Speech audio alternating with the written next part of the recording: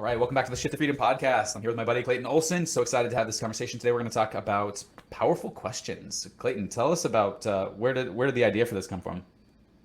Yeah. So in my learnings, a school that I had been deeply connected to, NLP Marin, a gentleman by the name of Carl Buchheit, who is the founder of that company, introduced me to something called virtual questions.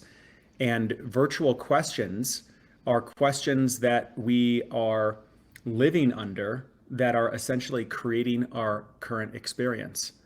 So if we're having an experience of stuckness, there might be a way in which we are silently asking ourselves questions that are actually keeping us stuck.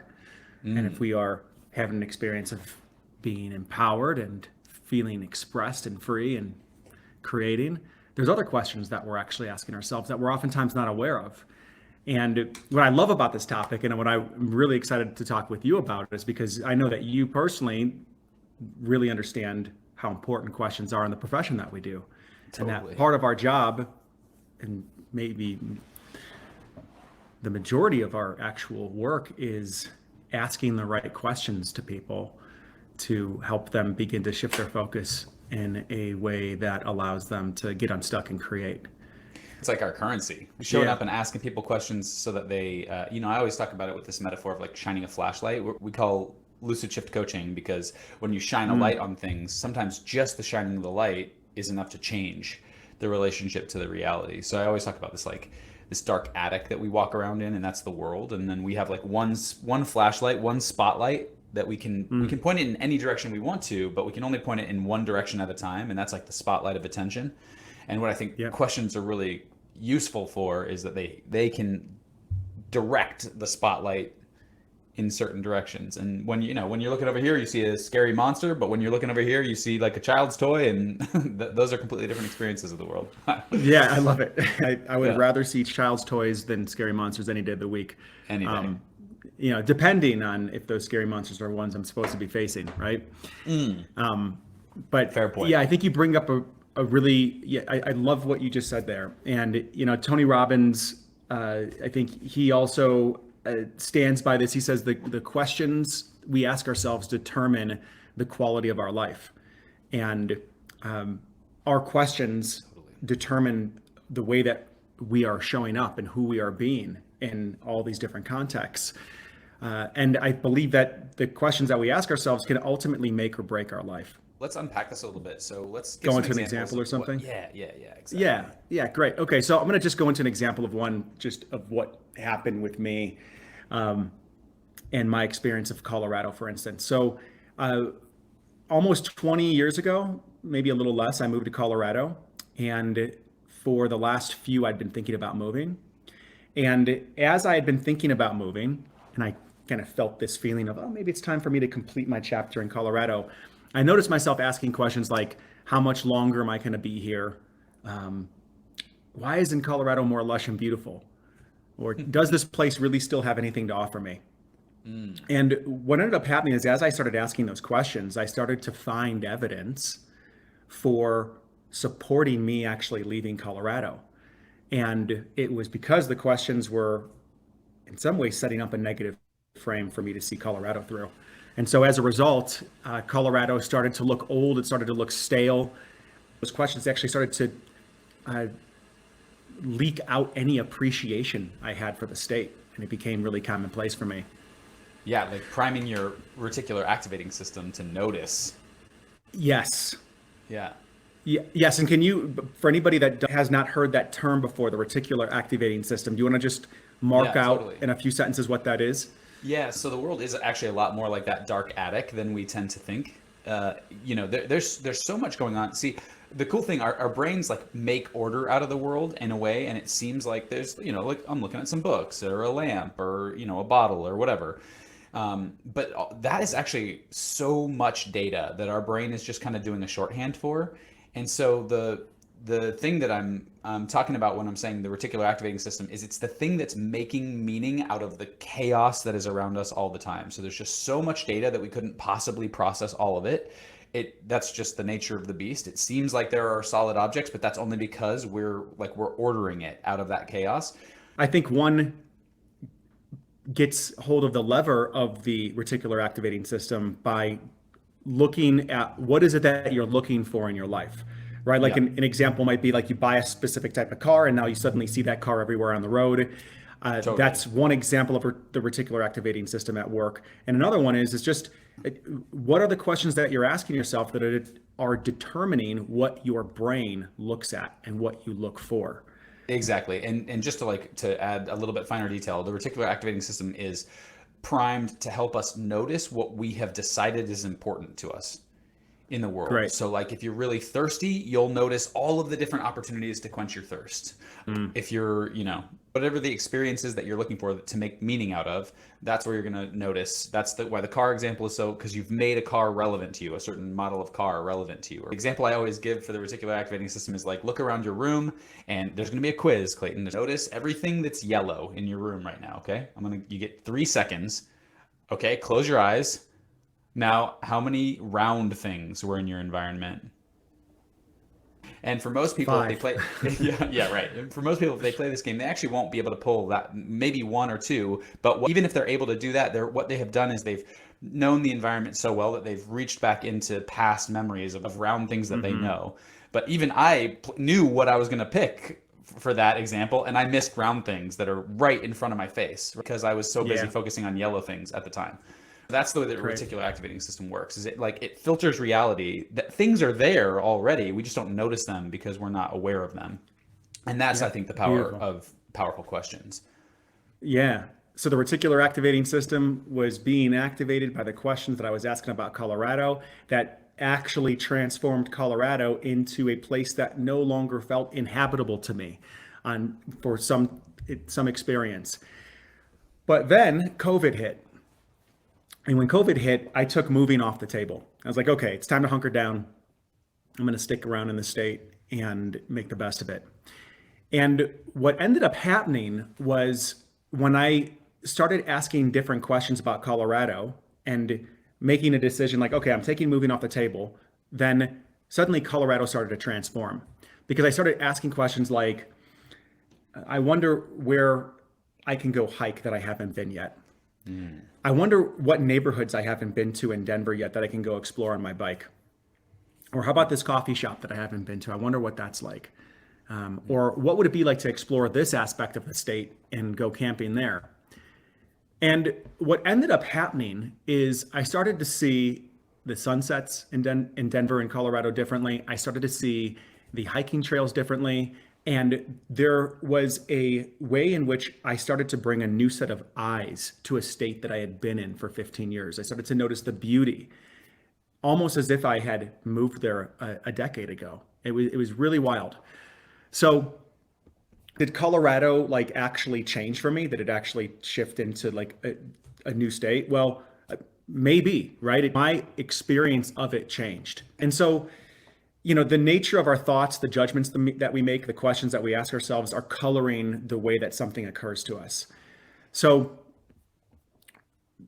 this is an example of, you can look into your own life and say, okay, where is it that I'm experiencing some type of stuckness or suffering? What is it? If that state that I'm experiencing was the answer to a specific set of questions that I was asking, Oh, great. what questions am I asking that are actually creating the stuckness and the suffering and the lack of aliveness that I'm experiencing? So we're kind of reverse engineering and going backwards and saying that Oh, man, I love who I'm that. being right now is an answer to a certain set of questions. What are those questions? That's so brilliant. I love thinking about that. That just kind of blew my mind a little bit. I really I really like that, man. Yeah. That's so Yeah. cool. So I have this concept that I sometimes use as a metaphor. So like the brain is more like a SQL database that we're like writing queries in. And that's kind of like the reticular activating system. And the thing is, like, whatever queries we give the brain, it's going to supply answers to that question, because that's just what the brain does. It answers questions. It's a meaning making machine. And so if I'm asking a question like, why am I so insecure all the time? Yes. Right? That's like a very common question that I've heard from people. Well, if you think about that question, you set the brain to answer that question. The only answers you can get back for it are reasons why you are insecure, which winds us up finding our whole world being created out of reasons why we are insecure. Whereas if we set the brain on another query, like, um, when am I at my most confident, for Mm, instance, now great. all of a Beautiful. sudden a whole new kind of experience is happening in my reality than it was when I was focusing my reticular activating system, when I was focusing the database on insecurity, right? And so that Yeah. is, I think, some of what we're talking about here, where I love this idea that you're talking about, where whatever environment, whatever reality you're seeing around yourself right now, Hmm. imagine that that is the result, that's the answer that you're getting back from the database query that you're giving either consciously or unconsciously to your brain. And then, is it the one that you want right now? And if not, here's another resourceful question: how might you ask questions that could help you to see the world that you want to see? So good. So Yeah. good. Exactly. I love that. So we're saying that the kind of source code to your experience, at least one component, is notice the questions that you're asking yourself that are just outside of your awareness, or they're in your awareness and you're not realizing how important they are in actually creating your experience. And what I might ask you, Ben, because there might be a question here that's floating from some of the listeners, is, well, which one's real? Yeah. Yeah. Right? Right. Which experience is real? Isn't, if I'm asking the question, why am I insecure? And I'm finding a bunch of evidence for that, isn't that more real than the question of when was I most confident? Like, don't I want to be based in reality? Yeah. And that's, How would you yeah. address that? Yeah. Yeah, because I think there's like people want to say, well, I don't want to lie to myself, or I hear people often talk about like the cult of positivity or something like that, where it's like, well, there are certain experiences that are more real than others.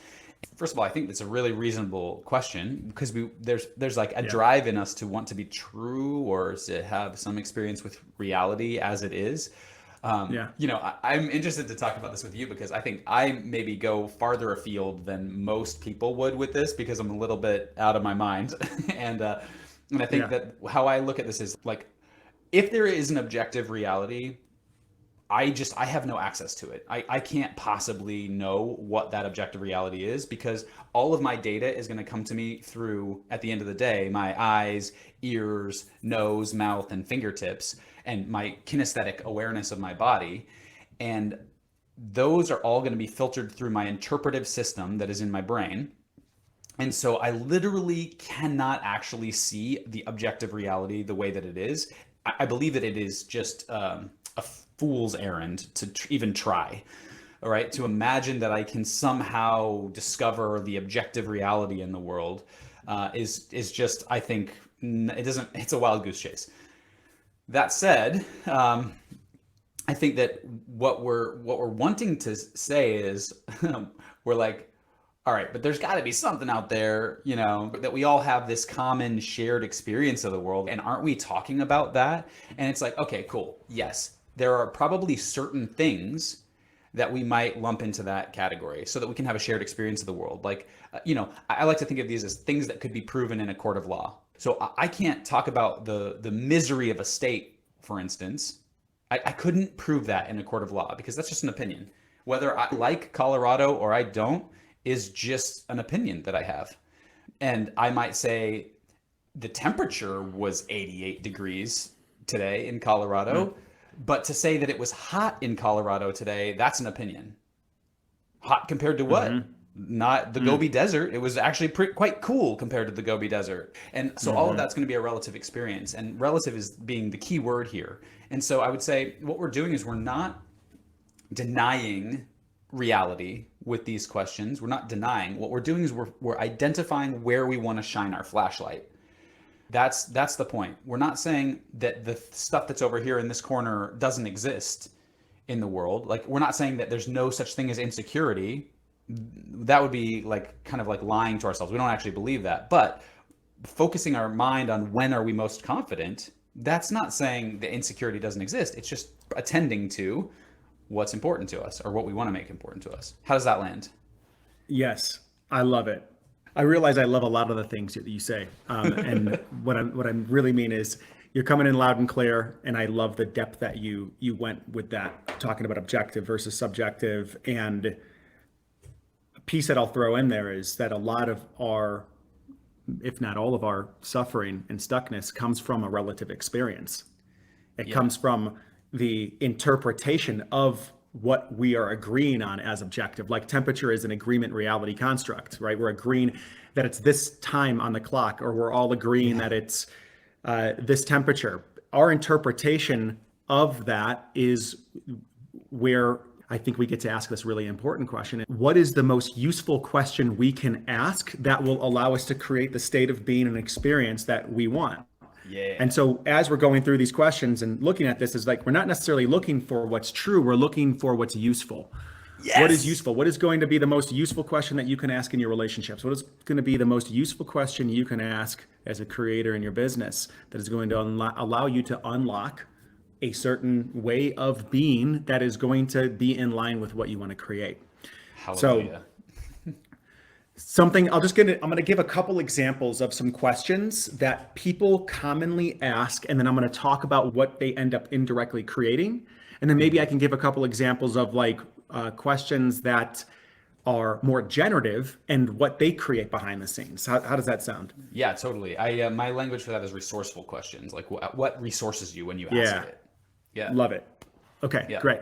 So some questions I see people ask in relationship, and maybe Ben, you can even think about what are some questions you see people ask in business around this. So a couple questions I see people ask in the realm of relationship are, am I with the right person? Or they ask the question, am I going to be single forever? Right? Or they ask the question, what's wrong with me? So for instance, what's wrong with me is a discreation of their wholeness and completeness. Asking, am I going to be single forever, creates doubt in life's plan. And am I sure I'm with the right person is a way in which we are creating doubt in our perception. So a couple questions that if we were to switch those and just notice the experience that one might generate through these questions, like, what can I appreciate about this person? Which creates gratitude. What is here for me to learn in this? So this is harvesting some type of event for gems and insights. What's exciting about this? Ways in which we're looking actually to activate our aliveness. These are just a couple examples of some ways how when we shift our questions in a certain circumstance, we can have more access to a way of being that is going to be useful in that situation. That will, to your language, create more resourcefulness. Yeah, totally. How does that land? Oh, so great, man. Because, and I like want to flesh this out, the usefulness thing again, because where I think a lot of people get stuck with concepts like good, bad, right, wrong, should, shouldn't, that this better, best, this kind of language. What happens when we use that language is we're taking this useful concept, but we're actually like making it some objective standard that exists out in the world. This is how I think that language is working. It's like as though there's some great big book of what is good and bad in the world, and that we can somehow have access to that, or what is right or wrong. And what we're really saying when we're saying something is good, we're saying that thing is in alignment with me. Or when you say something is right, what we're really saying is that thing gets me to where I want to be in the world. It accomplishes some goal in the end. But when we play this game with ourselves where we use good, bad, right, wrong, what we're actually doing is like this shorthand, and we're believing that there's some kind of objective standard rather than a personal opinion that we're doing. Like that's a good thing. Like, well, obviously we all can agree that good is a thing. And it's like, well, but we can't all agree about what good means, because we have different opinions about what is in alignment for us. Some people might value humor and play more, and some people might value seriousness more. I personally don't value seriousness, right? That's not to say that seriousness is wrong. It's to say that it doesn't align with me and who I am in my world. So I just want to like notice that distinction, that when we're asking these useful questions, what we're really doing is we have some end in mind, either to be more of who we want to be or to achieve some goal that we want to achieve in the world. And when we're asking questions, we just want to ask questions that are useful to help us become that person or show up in that way in the world, or to get some goal that is important to us and to align around that thing. And I just love that. And I love the way that you're talking about all these questions too. In business, I hear, go ahead. I was going to name, and then I'd love to hear what you're going to say about the business piece. That evidence is infinite. Evidence is infinite in every single direction. And if we come from that premise and we realize that whatever you are looking for, you will find. And it might not be what you like. Whatever you are looking for is what you will find, and it might not be what you're actually wanting. We can take real responsibility for what we're looking for, realizing that we will find it. So if you're looking for reasons you're insecure, if you're looking for reasons why your life is broken or something's wrong in your business, you will find all of those reasons.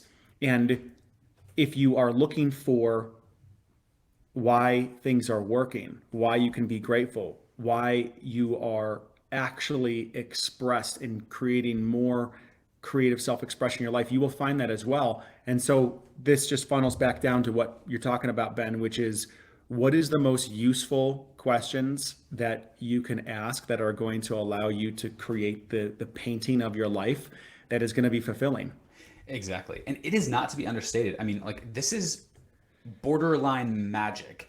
The way we think we're observing reality. Again, we think that we're observing it, but what's actually happening is we are creating our reality out of our interpretation of it. It just happens so automatically that we don't notice that we're doing it all the time. Mm-hmm. And so to set ourselves out to look for what we want to find, the power of this is not to be understated. It can sound like a little woo-woo, or it can sound a little esoteric or something like that. But the fact is that this is neuroscience. This is how we're actually actively creating our reality. I mean, think about an example that most people would be aware of is how time seems to pass very slowly in some places, but very quickly in other places.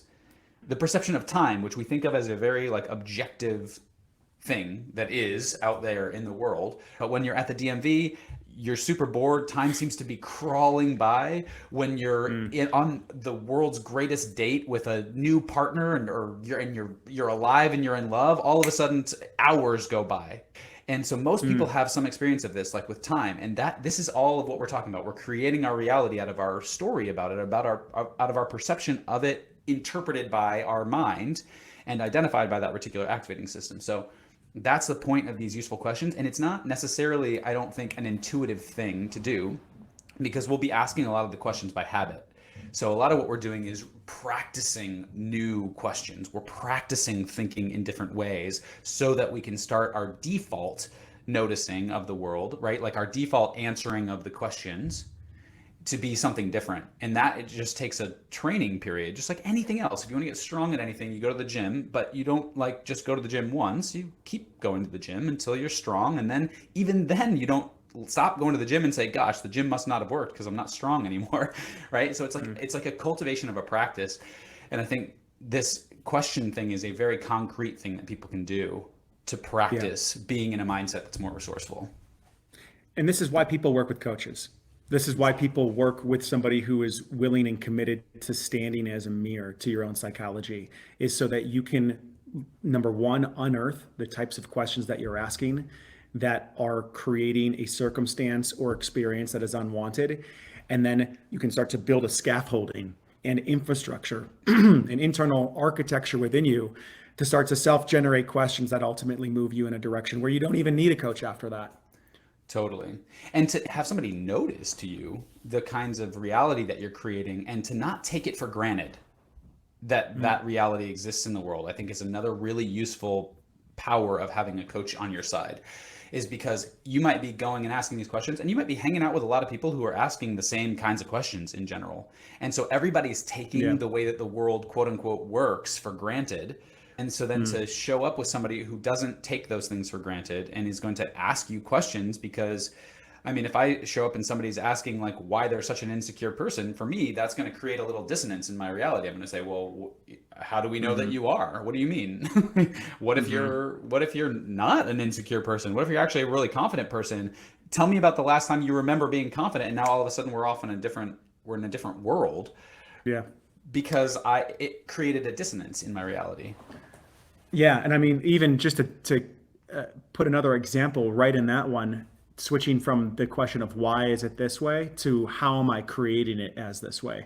So going from why am I so insecure to how am I creating insecurity? How am I creating the experience of insecurity within me again and again?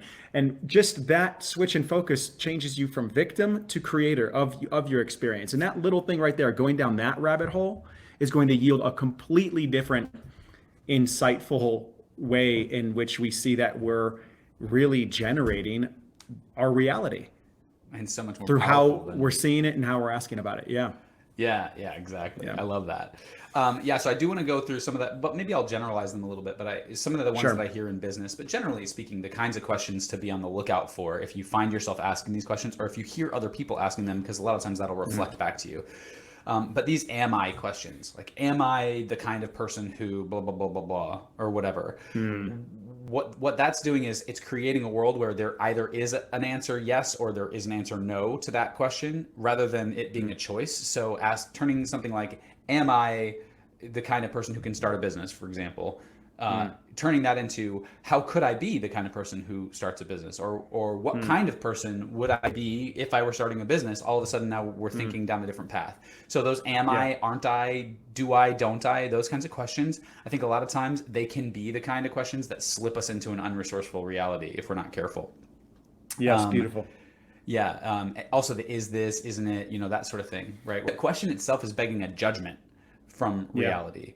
And that's just not generative. It's like naming something one way or the other, rather than exploring possibilities.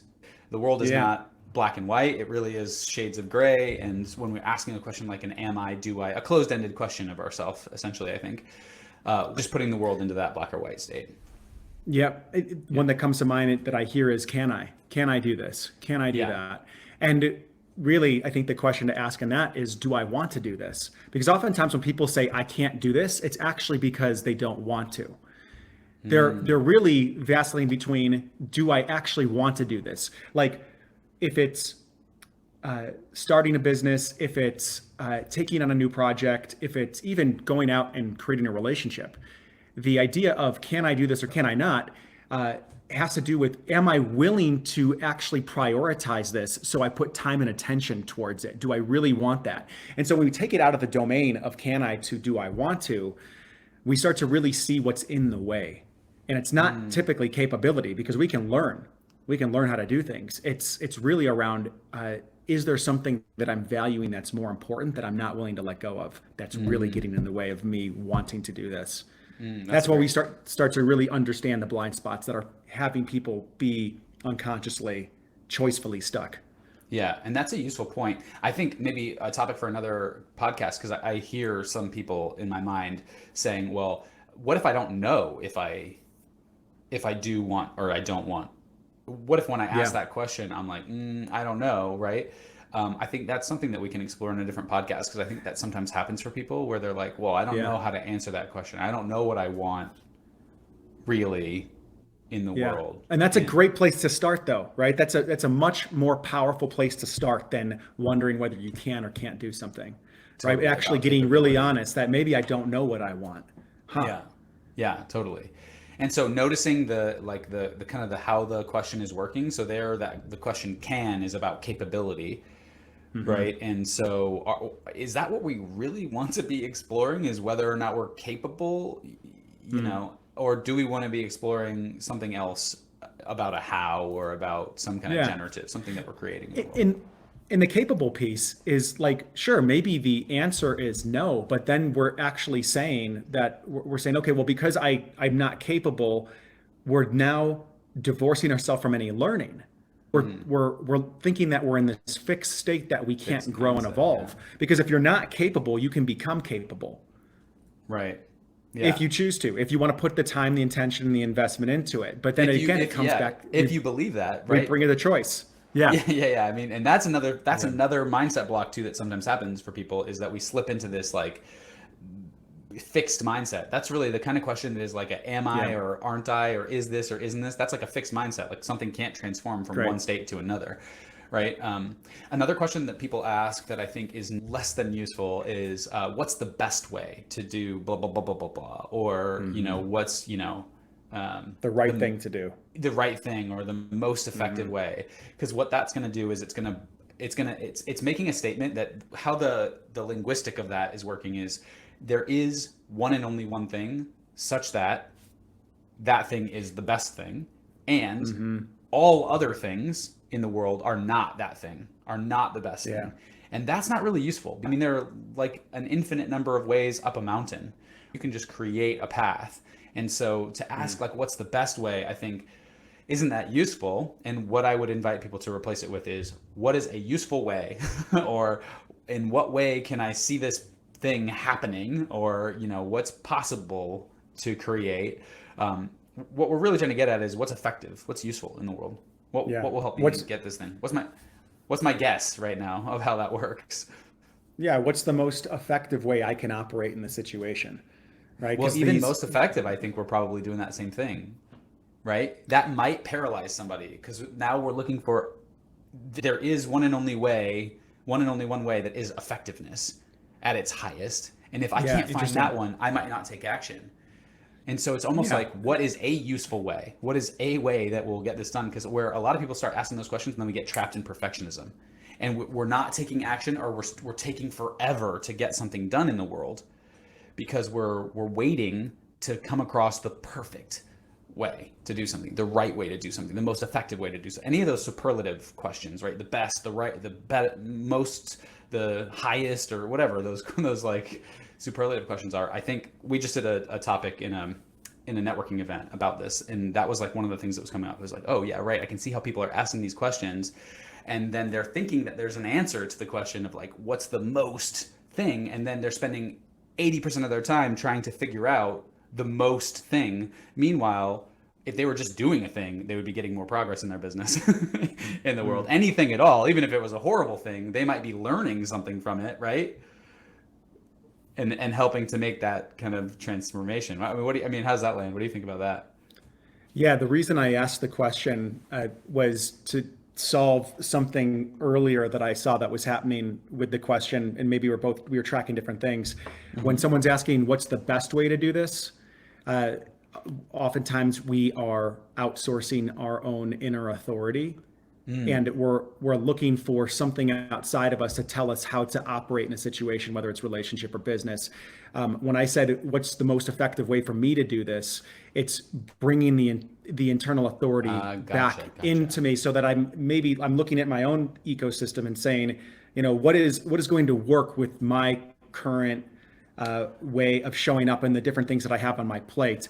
I do understand what you're saying though about the most effective, how the word most can be paralyzing. And so maybe what we would do there is just say, okay, what is an effective way that I can step into this, right? Because if someone's juggling a bunch of different priorities, effectiveness might be something that is what will actually, understanding that they can do something effectively might be the difference between them doing it and not. And if there's an effective way to do it, it might actually free them to embark on the journey. Yeah. And I hear you about saying most effective versus ineffective.